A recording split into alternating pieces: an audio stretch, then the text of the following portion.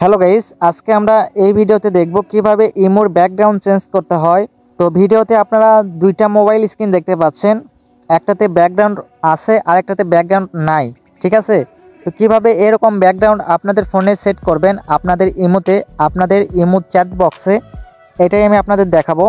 তো এটা করার জন্য ফার্স্টে আপনারা ইমো অ্যাপসটি ওপেন করে নেবেন। ঠিক আছে, ইমো অ্যাপস ওপেন করার পরে জাস্ট এখান থেকে আপনারা যে কোনো একজনের আইডিতে চলে যাবেন। ঠিক আছে, তো এখানে আমি যে কোনো একটা আইডিতে চলে আসলাম। আসার পরে এখন আমরা এখানে আমাদের মনের মতো একটা ব্যাকগ্রাউন্ড সেট করে নেব।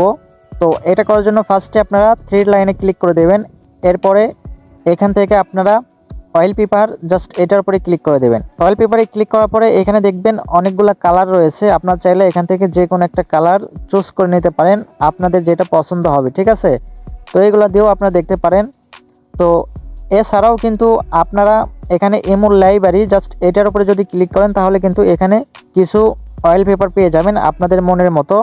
তো এইগুলো আপনারা চাইলে এখান থেকে ইউজ করতে পারেন। ঠিক আছে, তো এখান থেকে আমি একটা অয়েল পেপার সেট করে নিলাম। জাস্ট এটা আপনাদের চ্যাট বক্সে সেট করার জন্য এখানে টিক মার্কে ক্লিক করতে হবে। টিক মার্কে ক্লিক করলে এখানে দেখুন সেট ফর সুখী মানুষ, মানে যারা আইডির নাম সেই আইডির নামটা এখানে শো করবে।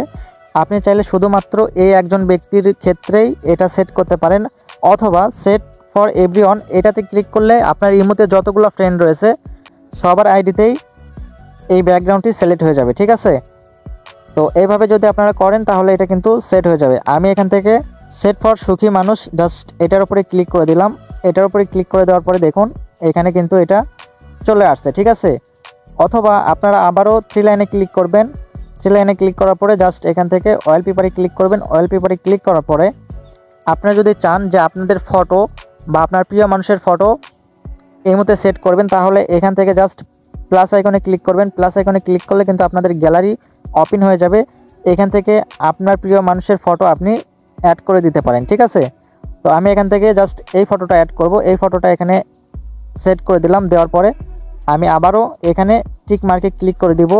অ্যান্ড এখান থেকে আমি আবারও সেট ফর সুখী মানুষ এটার উপরে ক্লিক করে দিলাম। এখানে কিন্তু সেই ফটোটা চলে আসছে। ঠিক আছে, তো আপনারা খুব সহজেই এরকম করে আপনারা যে কোনো চ্যাট লিস্টে মনের মতো ফটো বা ব্যাকগ্রাউন্ড অ্যাড করে নিতে পারবেন। ঠিক আছে, তো ভিডিওটি কেমন লেগেছে অবশ্যই কমেন্ট করে জানাবেন।